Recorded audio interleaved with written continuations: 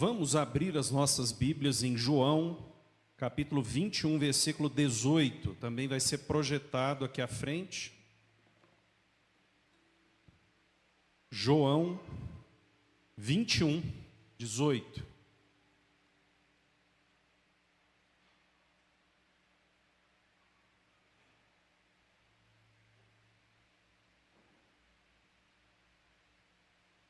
Amém? Assim diz a palavra do Senhor. Digo a verdade, quando você era mais jovem, vestia-se e ia para onde queria. Mas quando for velho, estenderá as mãos, e outra pessoa o vestirá e o levará para onde você não deseja ir. Louvado seja o nome do Senhor. Vamos orar? Feche os seus olhos. Senhor, suplicamos a Ti a Tua bênção, a Tua assistência no conhecimento da Tua palavra. Pedimos por misericórdia, pela Tua graça, que nesta hora o nosso coração se aquete, que a nossa mente esteja focada em todo o Teu ensino. Pedimos ainda, Senhor, que saiamos daqui revigorados, sarados, curados da nossa limitação, que mais um dia vençamos o poder do pecado sobre nós. Oramos assim, em nome de Jesus. Amém. Amém? Meus irmãos, nós vamos fazer hoje uma jornada, uma mensagem que nós vamos avaliar como continuar sendo crente na segunda-feira. Porque no domingo é ótimo ser crente. Quem esteve na escola bíblica dominical aqui, teve uma experiência sobre salmos, nós aprendemos muitas coisas. No domingo é dia do Senhor, nós encontramos os irmãos. É um dia muito alegre, é um dia propício, é um dia que a gente encontra a família. Mas a segunda-feira, a partir dela, e terça, e durante toda a semana, os desafios começam a surgir. E nós vamos utilizar um paralelo que Jesus, logo após ele ressurgir, ele ressuscitar, ele vem numa série de apresentações e ensinos aos discípulos que se aplicam perfeitamente a nós no dia de hoje, para nós estarmos focados e guiados e permanecermos crentes durante a semana. Aqui o contexto, nós pegamos ali já no final do capítulo 20, nós vemos que Jesus foi morto, foi crucificado, padeceu, sofreu, foi humilhado. E ali num determinado momento os discípulos estavam reunidos, trancados. Jesus ainda não tinha aparecido para eles. Eles tinham recebido a notícia que o Senhor tinha ressuscitado, mas eles ainda não tinham visto o Senhor.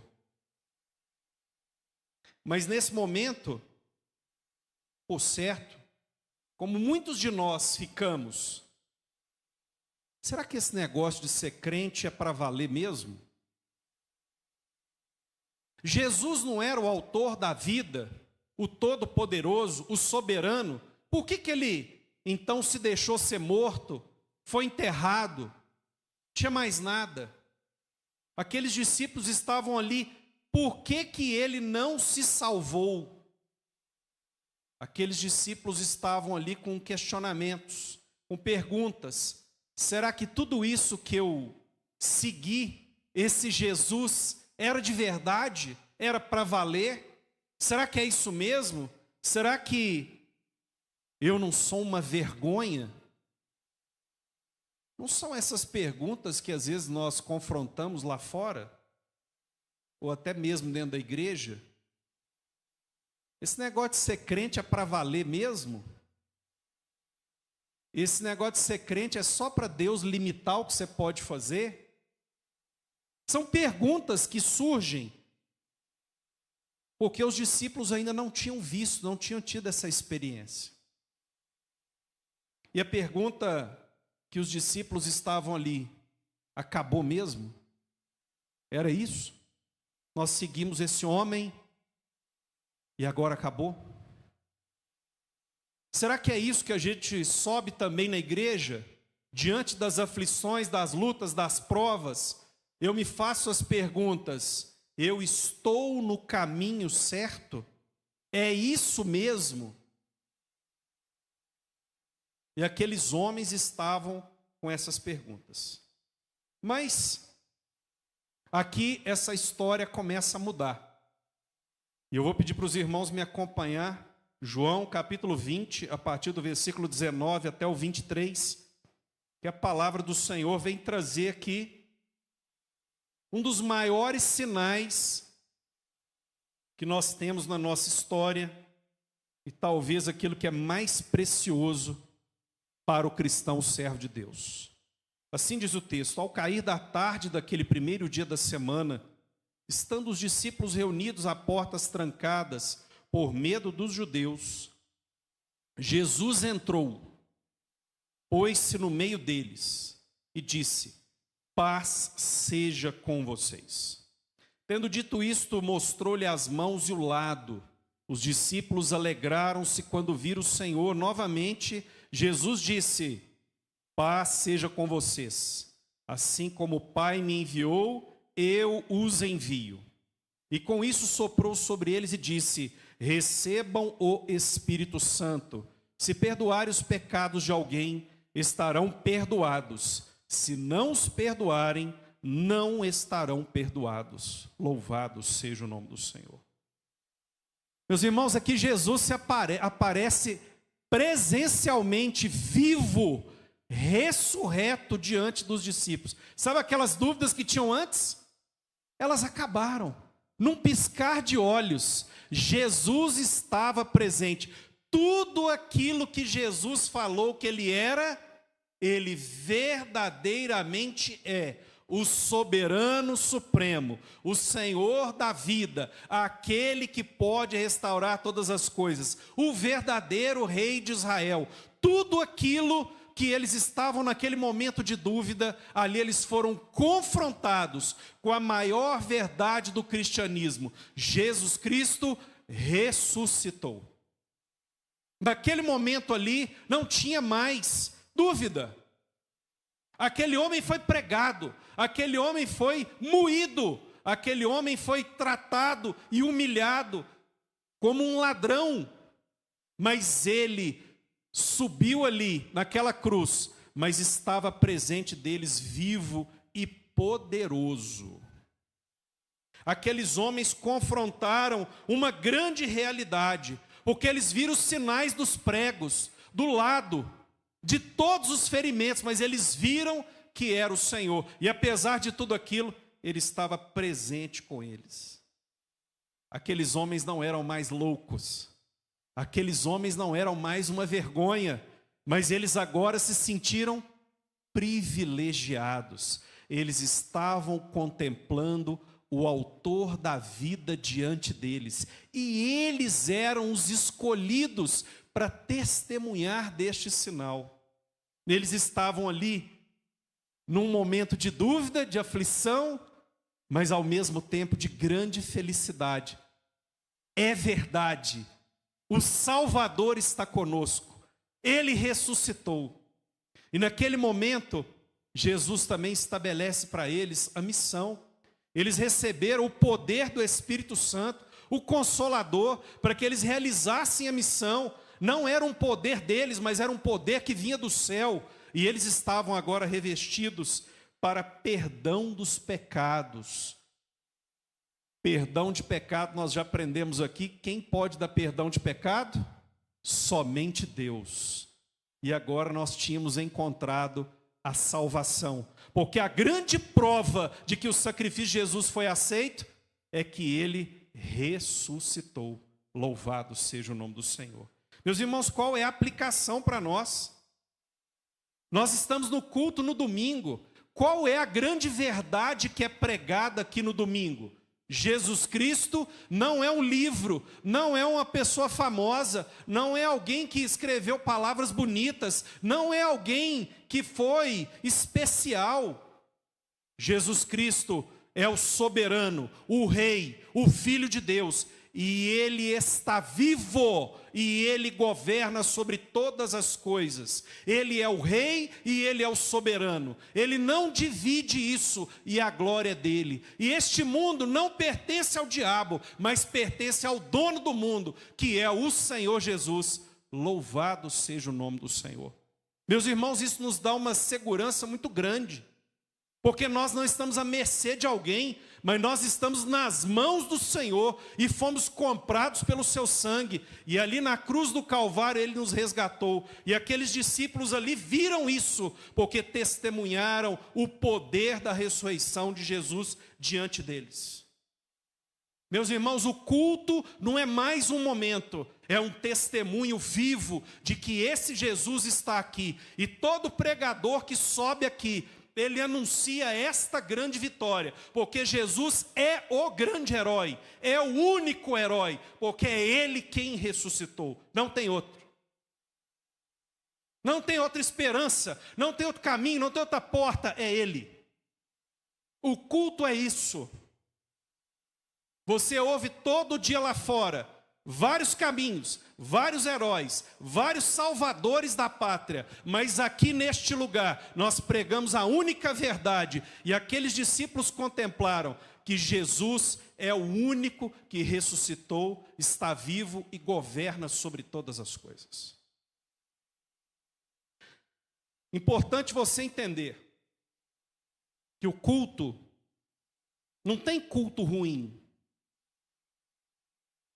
Sabe por que não tem culto ruim? Porque Jesus está presente nele. Se o soberano de todo o universo está presente no culto, não tem jeito do culto ser ruim. Porque se aqueles discípulos estivessem reunidos ali só para fazer qualquer coisa, se Jesus não se apresentasse, não tinha sentido algum.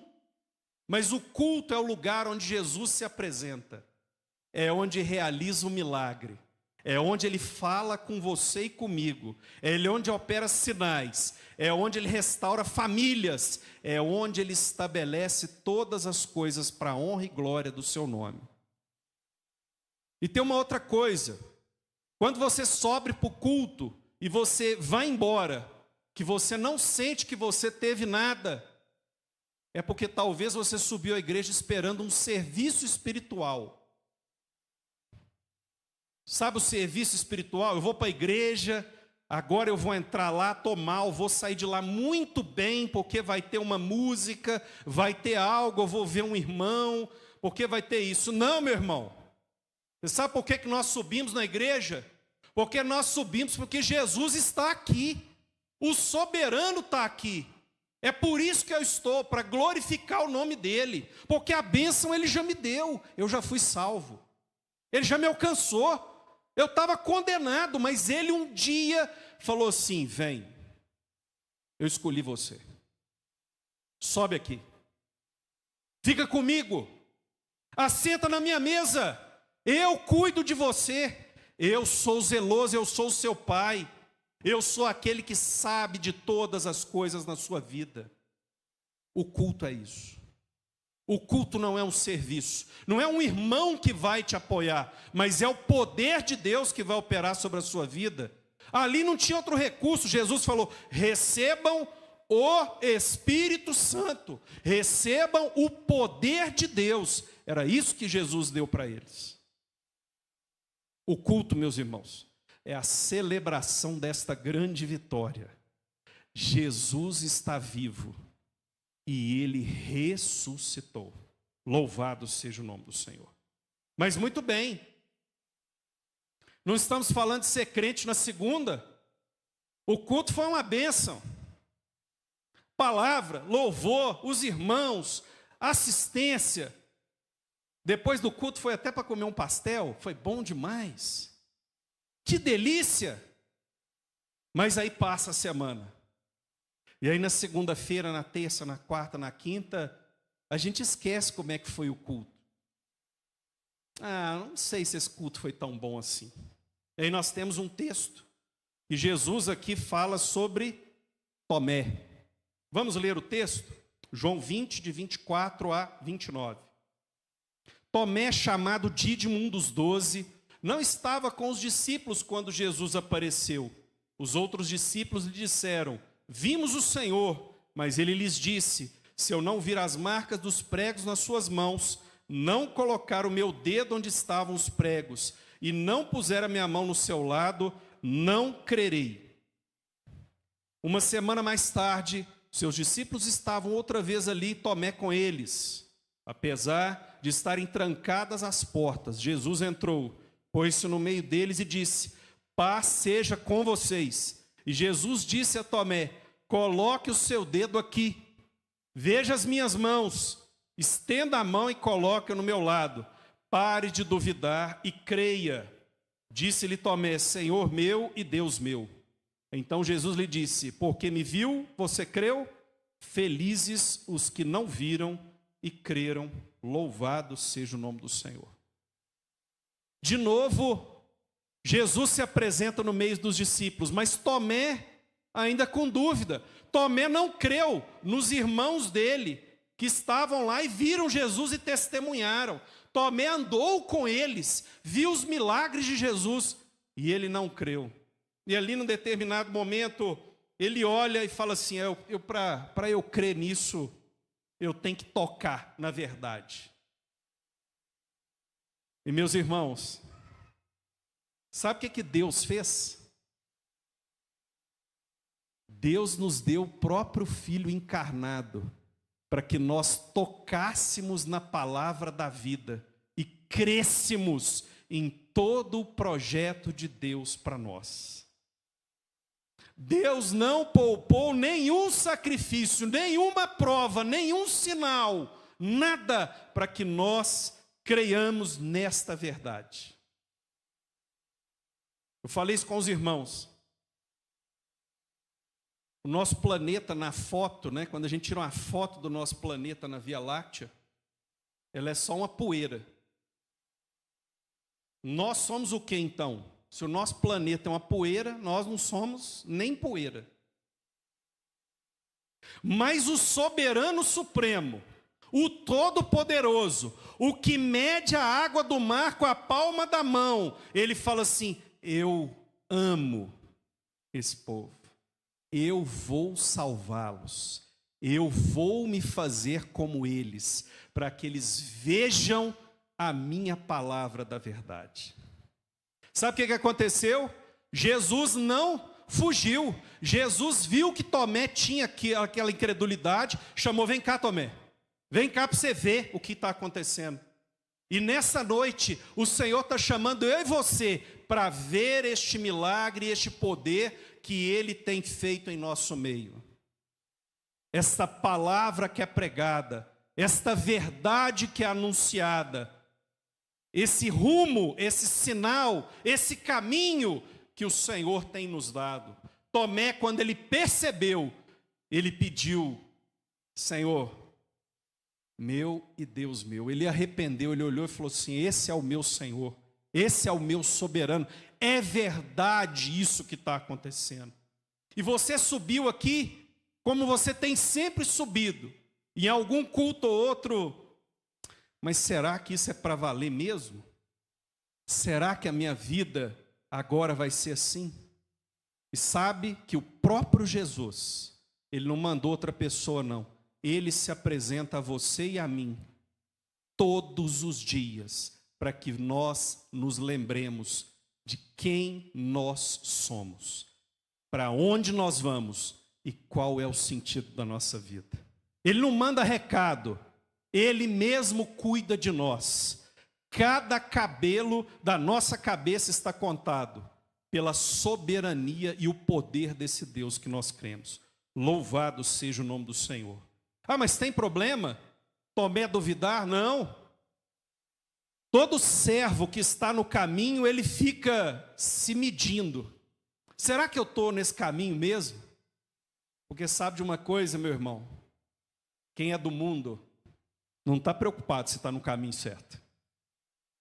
Quem não quer o Jesus ressurreto, o verdadeiro, o Jesus da Bíblia, esse não está preocupado. Esse quer outra coisa. Amém? Voltamos então para outro culto. Passou a semana, nós estamos aplicando aqui a palavra para Tomé. De novo subiu no culto com dúvida.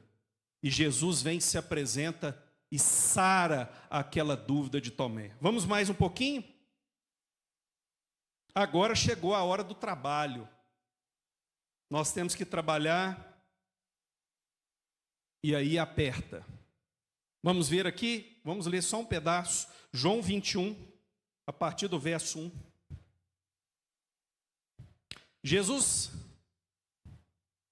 Depois disso, Jesus apareceu novamente aos seus discípulos à margem do mar de Tiberíades. Foi assim, estavam juntos Simão Pedro, Tomé, chamado Dídimo, Natanael, de Caná da Galileia, os filhos de Zebedeu e 2 outros discípulos. Vou pescar, disse-lhe Simão Pedro. E eles disseram, nós vamos com você. Eles foram entrar no barco, mas naquela noite não pegaram nada. Ao amanhecer, Jesus estava na praia, mas os discípulos não o reconheceram. Ele lhes perguntou, filhos, vocês têm algo para comer? Eles responderam que não. Ele disse, lancem a rede do lado direito do barco e vocês encontrarão. Eles a lançaram e não conseguiam recolher a rede. Tal era a quantidade de peixes. O discípulo a quem Jesus amava disse a Pedro, é o Senhor. Simão Pedro, ouvindo dizer isso, vestiu a capa, pois a havia tirado e lançou-se ao mar. E os outros discípulos vieram do barco, arrastando a rede cheia de peixes, pois estavam apenas a cerca de 90 metros da praia. Quando desembarcaram, viram ali uma fogueira, peixes sobre brasas e um pouco de pão. Disse-lhe Jesus, tragam algum dos peixes que acabaram de pescar. Simão Pedro entrou no barco e arrastou a rede para a praia. Ela estava cheia, tinha 153 grandes peixes. Embora houvesse tantos peixes, a rede não se rompeu. Jesus lhes disse, venham comer. Louvado seja o nome do Senhor. Já é a terceira vez que Jesus aparece aos discípulos.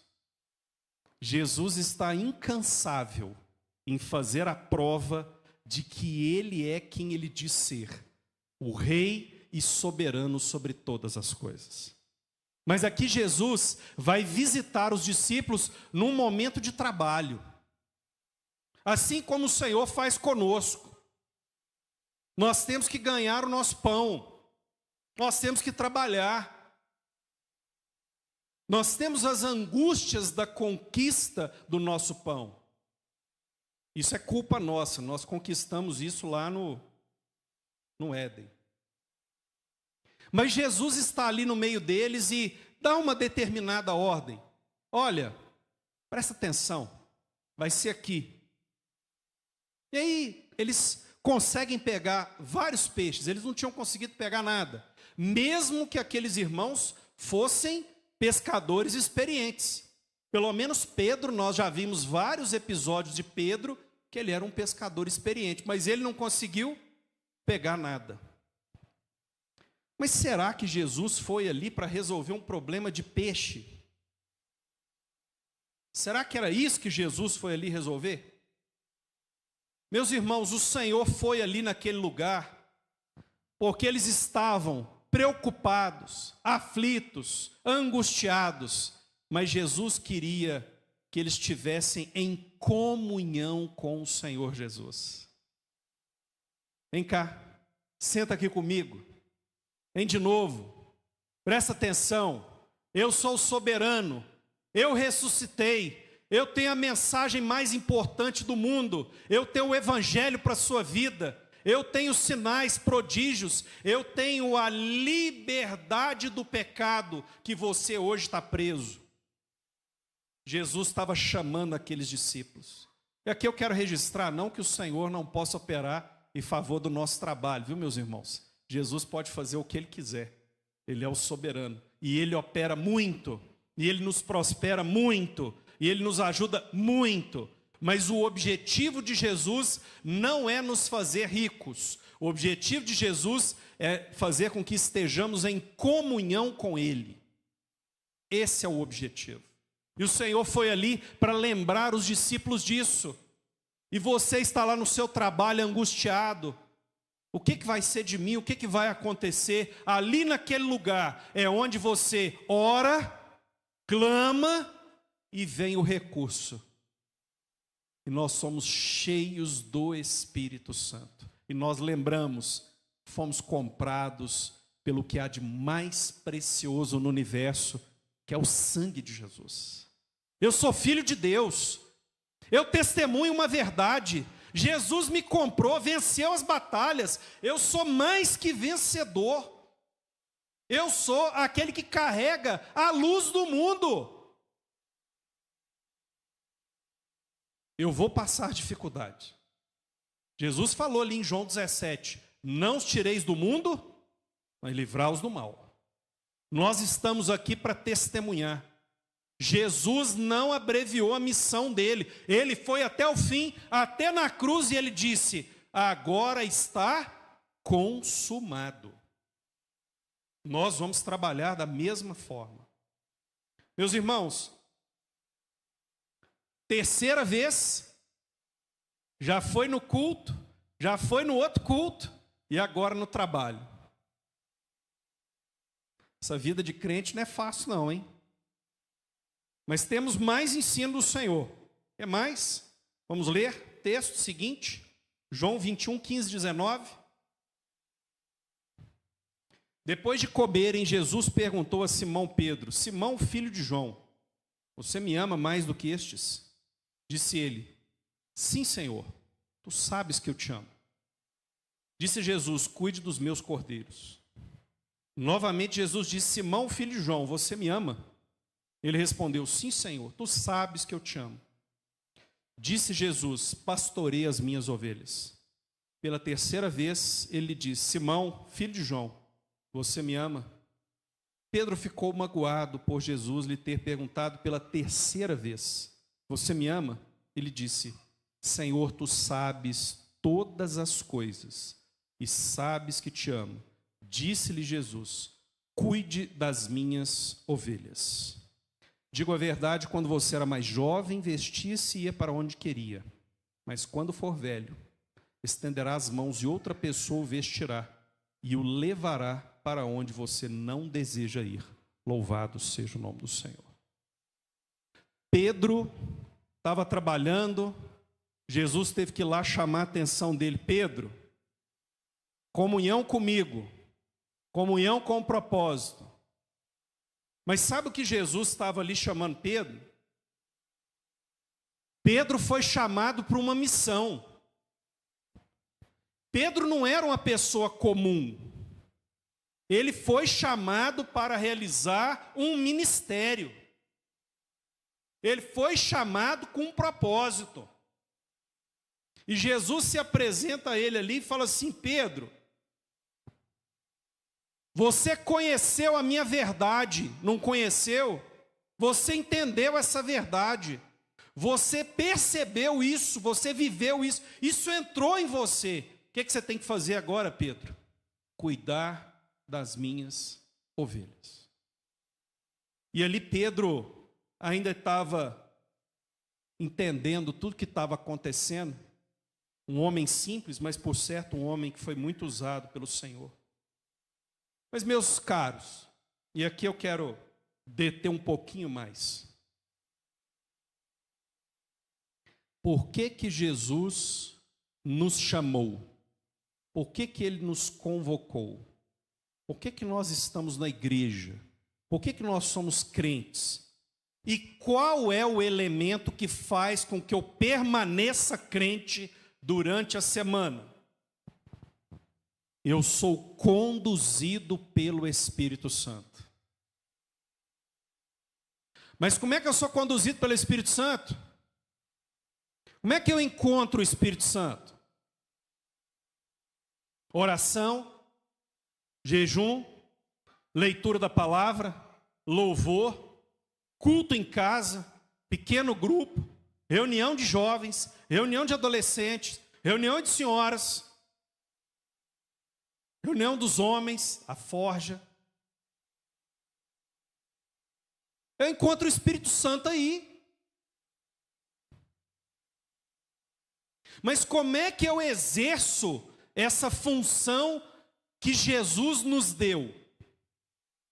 Atos 1, 7, 8. Ide, pregai o evangelho a toda criatura. O que o Senhor Jesus estava chamando Pedro? Pedro, você precisa de pregar o evangelho. E você precisa de conduzir pessoas a este evangelho. Meus irmãos, se nós passamos a semana toda e nós não estamos proclamando o evangelho, e nós não estamos conduzindo ninguém ao evangelho, fica muito difícil ser crente. Porque o crente, ele é filho de Deus. O filho de Deus, ele testemunha do reino. Se eu faço parte desse reino e não anuncio nada, eu faço parte de que time? Isso não é um tanto vazio? Eu não estou me envolvendo demais com as coisas de fora e pouco com as coisas do reino? E como é que eu prego o evangelho? Eu tenho que subir no púlpito da igreja para pregar o evangelho? Não! Eu prego o evangelho para qualquer pessoa. Eu prego o evangelho para minha esposa, para o meu marido, para o meu filho, para o meu chefe, para os meus funcionários, para as pessoas que eu encontro na rua. Eu testemunho desse evangelho. Pregar o evangelho em todo tempo e fora de tempo. E como é que eu conduzo pessoas ao evangelho? Eu preciso de estar atento. O que está acontecendo na minha casa? A minha primeira igreja é a minha casa. A minha família está lendo a palavra? A minha família está meditando na palavra de Deus? Nós tivemos aqui a aula sobre o Salmo 1. A minha casa cuida da palavra de Deus? Eu sou zeloso com isso? As pessoas que estão na minha casa são conduzidas a isso? As pessoas no meu trabalho são conduzidas? Você nunca recebeu uma pergunta assim: que igreja que você vai? Ou então, você é diferente, hein? O que você faz? Fica parecendo que o crente tem um segredo assim, né? E você vai tirar um coelho da cartola e de repente tudo fica resolvido, não é? Meus irmãos, nós temos sim um segredo. Isso chama Jesus Cristo. E é isso que eu tenho que anunciar. E aqui eu quero confrontar os irmãos, porque no final dos tempos, eu vou ter que falar do trono branco. O que é o trono branco? Todo mundo vai ser julgado. Ah, mas eu não creio. Não interessa se você não crê. Vai ter o trono, você vai ser julgado lá. E aí você vai chegar lá e você vai falar o quê? Para o soberano, para Jesus Cristo. Ele vai mostrar assim: ó, eu te comprei por sangue, eu fiz isso para você, e você ficou com vergonha de mim?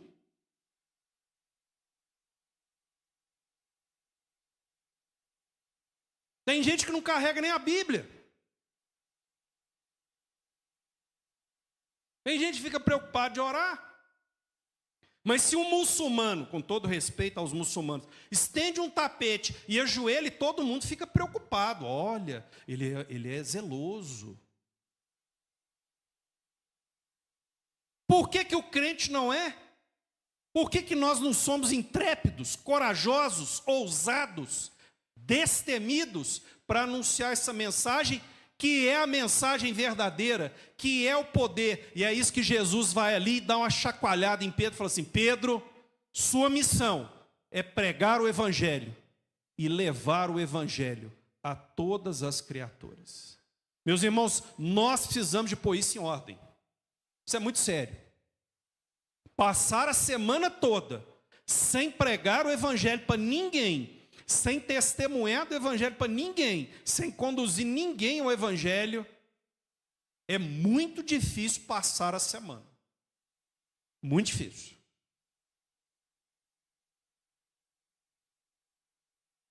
Esse é algo que nós precisamos de pôr em ordem.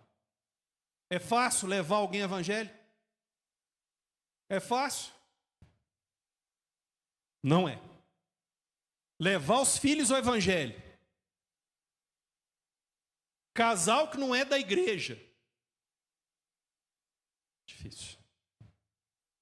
É muito difícil. Mas essa é a missão que foi dada.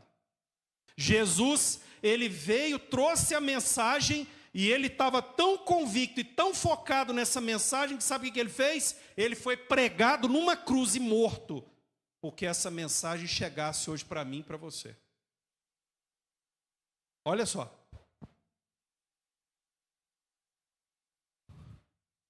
Tô bravo? Não, né? Tá bem, né?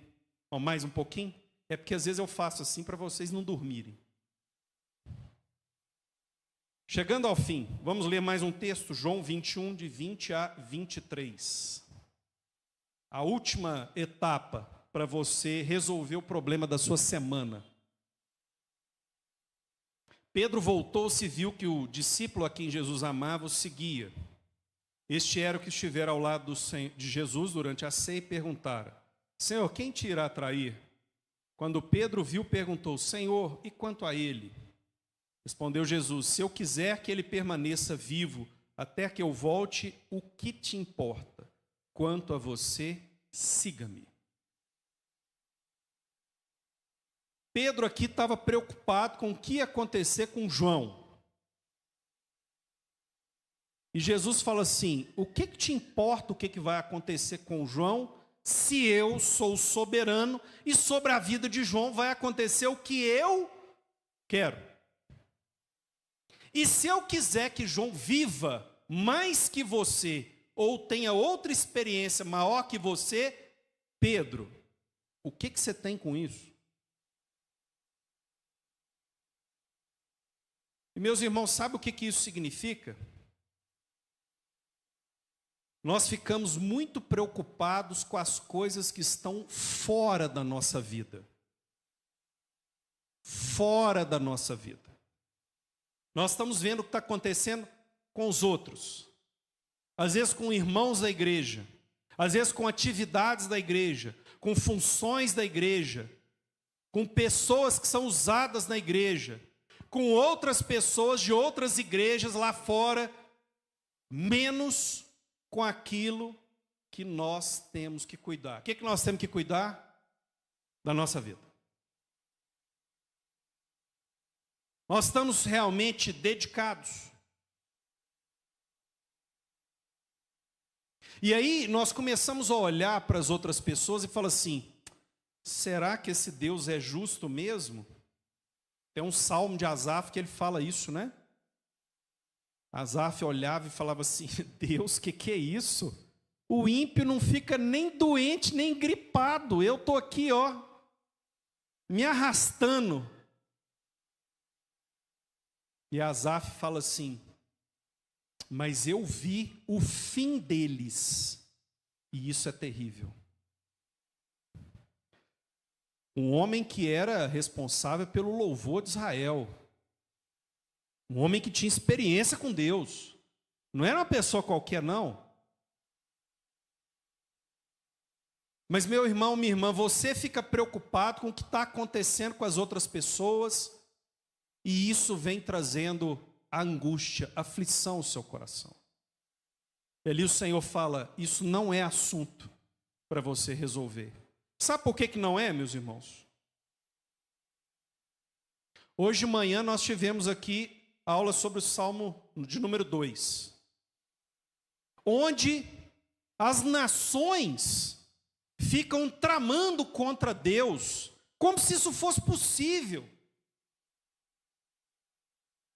E quando nós ficamos questionando isso, nós estamos questionando a justiça e a soberania de Deus. E o pior, que ele não é tão bom assim como ele fala, e que talvez ele tenha errado.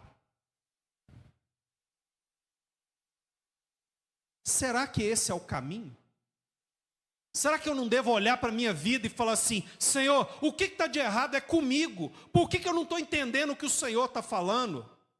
E aqui deixando claro para os irmãos, a oração nossa não muda o propósito de Deus. Os desígnios de Deus já estão decretados. A oração, o grande poder da oração, é ela mudar a nossa concepção daquilo que Deus vai fazer. É eu me humilhar diante de Deus. É eu em compreender o propósito de Deus. E aqui Pedro tomou essa lição do Senhor também. Pedro, cuida das coisas que eu estou te passando. Para de ficar olhando outras coisas. Cuida só disso aqui. E aqui eu quero falar com você. Você não tem função na igreja? Cuide da sua casa. Você tem um marido? Cuida do seu marido. Você tem uma esposa? Cuida da sua esposa. Mas você tem filho? Cuida dos seus filhos, da sua esposa. Cuida do seu marido, cuida dos seus filhos. Tem função na igreja? Deus te chamou para mais. Você tem uma função de liderança no seu trabalho? Anuncie e testemunhe o evangelho. Meus irmãos, temos como continuar sendo cristão? Temos. Jesus Cristo se colocou e se fez homem para testemunhar essa verdade para nós. Todos os dias Ele vem pessoalmente e fala conosco. Ele vem e nos dá estes sinais. Mas os sinais seguem aqueles que creem, aqueles que são conduzidos pelo Espírito Santo. Louvado seja o nome do Senhor. Amém? Vamos então ao louvor?